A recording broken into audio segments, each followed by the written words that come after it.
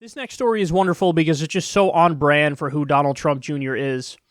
Business Insider says, the Republican National Committee spent almost $100,000 to buy up copies of Donald Trump Jr.'s book, and it was probably a big reason he made it onto the New York Times bestseller list. Triggered debuted at the top of the New York Times bestseller list with a dagger symbol, indicating a large percentage of the book's sales come from special interest or bulk purchases. In a new campaign finance filing, the RNC revealed it spent $94,800 to Books A Million just days before Triggered was released, telling a Times reporter it bought several books to keep up with demand. The Times reporter Nick Confessori said the RNC got more than its money's worth for the apparent bulk purchase of the book because Trump Jr. raised money for the Republican Party while promoting the book. I just need you to stop and think about what if it was Chelsea Clinton and the DNC. Now, that's not too hard to imagine because, of course, the DNC was an arm of the Hillary Clinton campaign, as we learned from WikiLeaks, that they had veto power over press releases that the DNC would release. So really, it was just totally biased in favor of Hillary Clinton and against Bernie Sanders in 2016. But I reckon people on the right would be like, whoa, the DNC's buying up $100,000 worth of terrible books from Chelsea Clinton that she wrote? You want to talk about nepotism? That's as nepotistic as it gets. And yet here we are with Trump Jr. and he doesn't see that. He doesn't see that as a thing. There's been nothing funnier to me than watching like Trump Jr. and Donald Trump Jr. and then Eric Trump go after Hunter Biden for being a Failson and only making it through nepotism. Like, do you guys know who you are?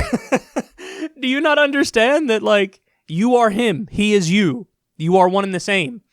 I mean, a lot of Trump's family members he brought into the White House. Again, Hillary Clinton brings Chelsea Clinton into the White House. I'm outraged. So why wouldn't I be outraged if Donald Trump brings his useless fail son of Jared Kushner, in this instance, the stepson, or Ivanka in there, while, this moron and the other moron decide to, run his businesses and write a book, which I'm sure he didn't write. And it's now the 317th thing called Triggered, which is like, okay, we got it. We know. Next will be snowflakes, microaggression, yada, yada. I got it. I know. You're a tough guy. You're a truth teller. Understood. But yeah, I mean, this is the kind of like soft corruption that regular people are disturbed by, but people inside the club are like, what do you mean? $100,000 worth of my books. Well, I don't see a problem with that. And it's true that in the past, this is one of the go-to tricks of Republicans to get their names on the bestseller list, is they have right-wing think tanks. In this case, it's the RNC, which is even worse. But oftentimes, it's right-wing think tanks buying up various right-wing commentators' books and then giving them out for free to people who, are on the mailing list or whatever it might be, who are part of the think tank. If they have events or whatever, you hand them out for free. So this is how you get guys like Mark Levin and Rush Limbaugh and Glenn Beck, guys like this. They're artificially propped up in many ways.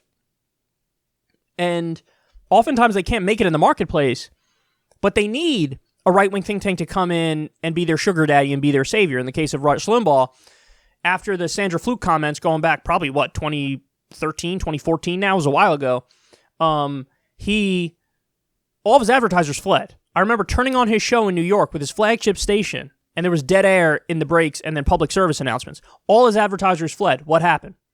Right-wing think tanks came in and propped him up and gave him money. So he's a charity case.